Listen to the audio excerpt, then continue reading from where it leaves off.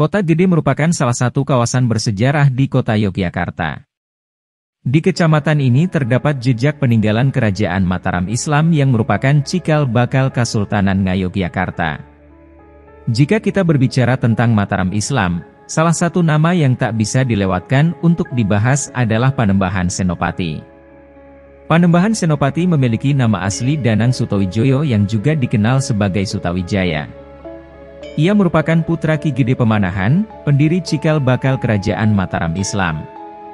Awal mula berdirinya Kerajaan Mataram Islam, ketika Sutawijaya dan Ki Ageng Pamanahan membantu Jaka Tingkir membunuh Aryo Penangsang.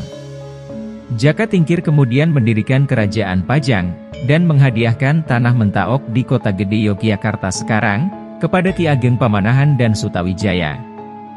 Namun dalam usaha membangun kerajaan di tanah Mentaok tidaklah gampang. Sebab hutan tersebut dikuasai oleh banyak makhluk halus. Atas petunjuk Ki Juru Mertani maka Danang Sutawijaya melakukan pertapaan di Parangkusumo, untuk meminta petunjuk.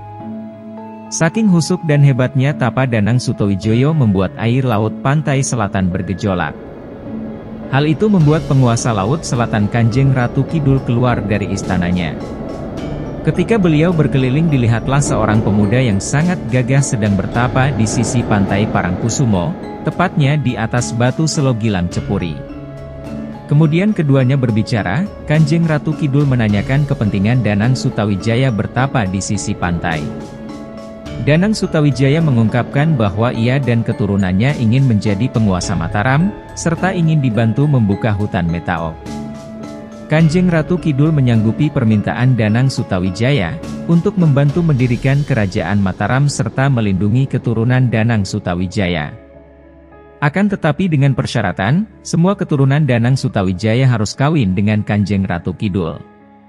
Tentu perkawinan di sini adalah perkawinan gaib, di mana adanya penyatuan visi dan misi. Kesepakatan ini pun disetujui oleh kedua belah pihak. Pertemuan ini terjadi di Cepuri Parangkusumo. Bahkan batu tempat keduanya bercengkrama masih ada yang disebut batu Selogilang. Setelah kesepakatan itu ajaibnya makhluk halus yang ada di hutan Mentaok pun hilang. Pada masa kepemimpinan Ki Ageng Pamanahan status Mataram Islam hanyalah sebuah kadipaten di Kerajaan Pajang. Namun, setelah Ki Ageng Pamanahan wafat pada 1575 Masehi, Sutawijaya melepaskan diri dari Kerajaan Pajang dan mendirikan Kerajaan Mataram Islam pada 1582 Masehi. Pasca berhasil memerdekakan Kerajaan Mataram Islam, Sutawijaya mengangkat dirinya jadi Sultan dengan gelar Panembahan Senopati. Panembahan Senopati, bergelar Senopati ing Alaga Saidin Panatagama, yang menunjukkan raja berkuasa atas pemerintahan dan keagamaan. Sedangkan gelar Senopati untuk sebutan Panglima Perang. Kerajaan Mataram Islam pada masa pemerintahan Panembahan Senopati merupakan sebuah kerajaan agraris, yang beribu kota di Kota Gede. Di bawah kepemimpinannya, Kerajaan Mataram Islam tumbuh menjadi kerajaan yang besar. Dan berhasil menguasai daerah Kerajaan Pajang, yang sedang dilanda perang saudara. Panembahan Senopati juga berhasil menyatukan wilayah-wilayah yang melepaskan diri dari Kerajaan Pajang. Di bawah kepemimpinan Panembahan Senopati, Kota Gede yang sebelumnya sebuah desa, tumbuh menjadi kota yang makmur dan ramai. Banyak sekali kerajaan-kerajaan yang menjadi daerah taklukannya, antara lain Kedu, Bagelen, Pajang, dan Mangiran. Kemudian sebagian wilayah Bangwetan yaitu Blora, Madiun, Pasuruan, Ponorogo serta sebagian wilayah utara Jawa yaitu Jepara, Demak, dan Pati yang menjadikan wilayah Mataram semakin luas. Pada masa pemerintahan Panembahan Senopati, agama Islam sudah dianut oleh beberapa orang Jawa di zaman Mataram. Kebijakan Panembahan Senopati tentang agama di Kerajaan Mataram Islam misalnya mengangkat para wali Kadilangu dekat Demak sebagai penasihat dan pembimbingnya. Selain itu dalam pengembangan agama Islam, ia juga tradisi Islam Kejawen dan Islam pesantren di Kerajaan Mataram Islam. Panembahan Senopati juga menjadikan agama Islam sebagai dasar tata pemerintahan di dalam Kerajaan Mataram Islam.